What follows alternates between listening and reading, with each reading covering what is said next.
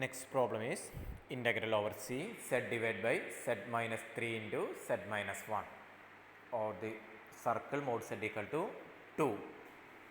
നമുക്ക് ഡിനോമിനേറ്റർ നിങ്ങൾക്ക് രണ്ട് ബ്രാക്കറ്റ്സ് ആയിട്ടാണ് തന്നിട്ടുണ്ട്. അപ്പോൾ ഡിനോമിനേറ്റർ 0 ആവാന്ന് പറഞ്ഞാൽ ഐദർ z equal to 1ലും 0 തന്നെയാണ് ഓർ z equal to 3ലും 0 തന്നെയാണ്. Okay, z equal to 1ഉം z equal to 3 രണ്ട് പോയിന്റ്സ് ആണ് അവിടെ ഡിനോമിനേറ്റർ 0 ആവുന്നത് നമുക്ക് കിട്ടുന്നത്. ചിലപ്പോൾ ക്വസ്റ്റ്യൻ പേപ്പറിൽ അല്ലെങ്കിൽ ക്വസ്റ്റ്യൻസ് നമ്മൾ ചെയ്യുമ്പോൾ ഒരു സെക്കൻഡ് ഡിഗ്രി പോളിനോമിയലായിട്ട് തരാം, z² - 3z + 5.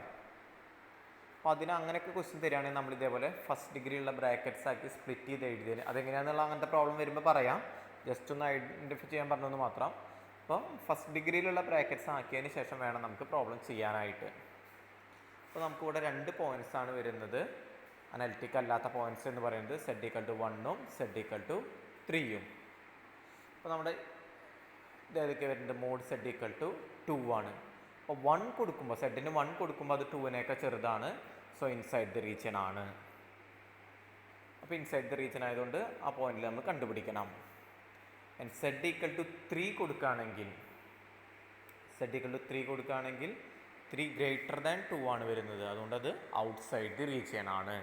അപ്പോൾ നമുക്ക് ആകെ ഒരു പോയിന്റിലേ കണ്ടുപിടിക്കാനുള്ളൂ. z equal to 1ൽ മാത്രമാണ് കണ്ടുപിടിക്കാനുള്ളത്. z equal to 3ലുള്ള വാല്യൂ കണ്ടുപിടിക്കേണ്ട ആവശ്യമില്ല. പിന്നെ 3 രണ്ടും ഇൻസൈഡിലാണെങ്കിൽ രണ്ടും സെപ്പറേറ്റ് കണ്ടുപിടിച്ച് ആഡ് ചെയ്യാണ് ചെയ്യേണ്ടത്.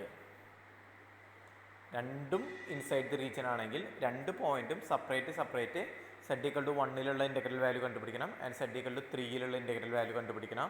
രണ്ടും കൂടി സമ്മാണ് ഫൈനൽ ആൻസർ എന്ന് പറയുന്നത്. ഇവിടെ ഒരൊറ്റ വാല്യൂ ഉണ്ടായിരിക്കുള്ളൂ.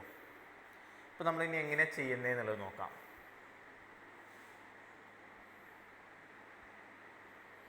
നമ്മുടെ ക്വസ്റ്റ്യൻ ഇതാണ്. അപ്പോൾ അതിനെ നമ്മൾ ഇങ്ങനെയാണ് റീറൈറ്റ് ചെയ്ത് എഴുതുന്നത്. z - 1 മാത്രം ഡിനോമിനേറ്ററിൽ നിർത്തുന്നു, കാരണം 1 മാത്രമാണ് നമുക്കിവിടെ ഇൻസൈഡ് ദി റീജിയൻ വരുന്നത്.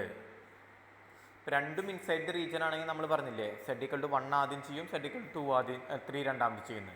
z equal to 1 ചെയ്യുമ്പോൾ ഇങ്ങനെ എടുക്കുക, 1 മാത്രം ഡിനോമിനേറ്റർ ആയിട്ട് എടുത്ത് z/z - 3 അത് ഒരുമിച്ച് ന്യൂമറേറ്റർ ആയിട്ട് എടുക്കുക. അപ്പോൾ അതായിരിക്കും നമ്മുടെ f(z) എന്ന് പറയുന്നത്. നമ്മൾ കമ്പയർ ചെയ്യുമ്പോൾ f(z) എന്തെടുക്കും, z divided by z - 3. Then denominator നമ്മൾ എടുക്കുന്നത് z - 1 ആണ്. അപ്പോൾ z0 എന്ന് പറയുന്നത് 1 വരും. പവർ 1 തന്നെയാണ്, അതുകൊണ്ട് n എന്ന് പറയുന്നത് 0 വരും.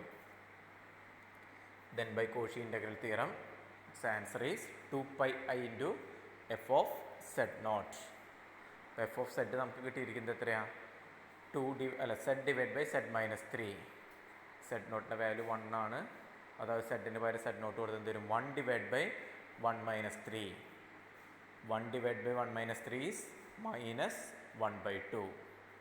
അപ്പോൾ ആൻസർ എന്ന് പറഞ്ഞാൽ 2πi into -1/2 that is -πi. അപ്പോൾ ഇവിടെ ഒരു പോയിന്റ് മാത്രമാണ് ഇൻസൈഡ് ഉണ്ടാകുന്നുള്ളൂ, അതുകൊണ്ട് ഇത് മാത്രം കണ്ടാൽ മതി. ഇനിയിപ്പോൾ രണ്ട് പോയിന്റും ഇൻസൈഡ് ആണെങ്കിൽ ഇപ്പോൾ അടുത്ത് ചെയ്യുമ്പോൾ എന്ത് വരും, z ഡിവൈഡ് ബൈ z - 1 അത് f(z) ആയിട്ട് എടുത്തിട്ട് ഡിവൈഡ് ബൈ z - 3. പക്ഷെ ഇവിടെ അതിൻ്റെ ആവശ്യമില്ല, അത് ഔട്ട്സൈഡ് ദി റീജിയൻ ആയതുകൊണ്ട് അത് രണ്ടും കൂടി ആഡ് ചെയ്യാണ് വേണ്ടത്. ഇപ്പോൾ നമ്മൾ ചെയ്തിരിക്കുന്ന പ്രോബ്ലമൊക്കെ ഒരു പോയിന്റ് ഇൻസൈഡ് ദി വരുന്നതും അതേപോലെ തന്നെ ഡിനോമിനേറ്ററിൻ്റെ പവർ 1 വരുന്നതുമായിരുന്നു. ഓൾ റേസ് ടു 1 n-ൻ്റെ വാല്യൂ 0 വരുന്ന പ്രോബ്ലംസാണ് ചെയ്തിരിക്കുന്നത്. ഓക്കെ.